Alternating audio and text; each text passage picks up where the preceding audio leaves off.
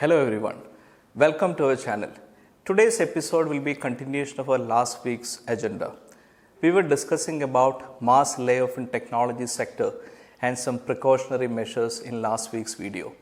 There were reports saying that world is on the verge of an economic slowdown triggered by falling income, decreasing asset values and mounting high debts. News coming out different parts of the globe that the mass layoff trend is continuing across all geographies in different domains. What are the root causes of this mass layoff? We examined in last video. One of the major reasons for this layoff is that lack of new business. What happens when there are no new business coming in? Generally, companies hire people in anticipation of a project or a build assignment. When they don't get new business, what happens is that the number of unbilled resources goes up. In other words, the people whom they hire in anticipation of the project become unutilized or underutilized. And many organizations track their wage bill against the revenue increment. So when this gets affected, the first thing they do is that remove people from the payroll, and that is considered to be one of the major reasons for this mass layoff. Is there a solution to this? Is this situation bound to continue? Well, experts say that unless there is a change in the macroeconomic situation, this trend may continue for some more time. And consultancies say that there could be a reduction of manpower in 2024 by around 40%. So what is the solution? Many companies are adopting a methodology, an approach called gigification, which simply means that they break the core activity into multiple tasks, and they map experts against those tasks and assign them on a need basis. So basically it means that they hire on a need basis. When they get new project, they hire people. So what is advantage for the company is that there is a possibility of scale down or scale up, depends upon the situation. It is a short-term assignment. So when there is a project, they hire. When the projects are gone, then they remove people. And this is a win-win situation for the company and the individual workers. One disadvantage for this gig approach for organization is that at times loyalty can be questionable because they hire people on a short-term project. What are the benefits for the employees? Employees can always identify the core strength areas and they can offer services to organization. They get mass reach. They can work in different domains and industries which matches with the skill set and expertise. One disadvantage for employees is there will not be any legal protection for this, and inconsistency. There will not be consistency of work also. And if you look at what all are the kinds of job which can get delegated under the gig economy. See, hyper local and digital work can be easily delegated to this gig workers. For example, your telecalling work, auditing work, digital content creation, translations, and all those work can be assigned to this individual workers who have expertise in the respective domain. Is business process outsourcing and gig are the same?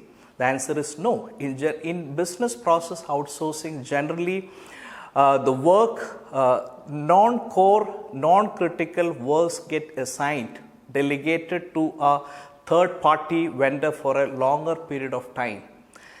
In gig, it is not like that. It is even the critical work can get delegated to an individual workers on a short-term basis. So gig and business process outsourcing are not the same. Who are the people who get actually benefited out of this gig work approach? Retired professionals, students, people who took sabbatical, planning to resume work, and women after maternity break. All these people can explore this option, and there is a huge opportunity in this field. They can earn more income also through this format. And which all are the high demand tech jobs under this gig? Statistics talk about data scientist, full stack developers, mobile application development engineers, cloud engineers are the people who have highest demand under this gig category. So we discussed about gig economy or gigification. So what are the benefits for the economy as a whole? Well, there are a lot of jobs are getting generated. People can grab. So basically this can break the conventional cycle of you get education, after education you work, and after that you retire. Even people, age is not a factor. As long as you have an expertise and health, you could always offer your services to those companies who are looking for gig workers. So what do we do? What do one person has to do to make himself prepare for this gig work or a gig economy?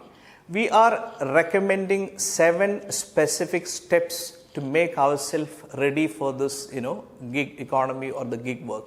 The first and foremost, one has to do a clear self-assessment and identify your core strength area. In other words, the skill which you can monetize. Second part is that you need to identify the right gig platform or online platform where you can offer your services. There are a lot of platform like Uber, Urban Company, and ThinkRabbit, etc. So you need to identify, and then you could update those portals.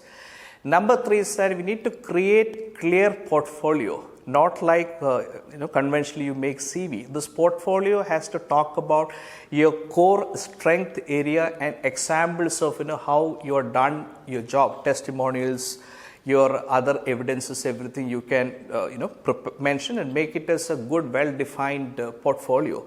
The fourth one is that we could market ourselves through all social media platforms. There are a lot of social media platforms available. Fifth one, you need to price yourself. There are a lot of market study about what could be the average pricing you can demand for a particular job. The sixth point, and the most important thing, is that the brand in gig is what the job which you do. So you need to establish clear credibility for the work which you do for the company. The seventh point is that you need to be flexible in your work, because organizations have different kind of a time frame and timeline to complete a job. So you need to be completely adaptable to the requirement of the company. You need to be flexible, adaptable. Your qualification always will help you to get a job, but it's a continuous upskilling and reskilling which will help you to kind of sustain your job throughout.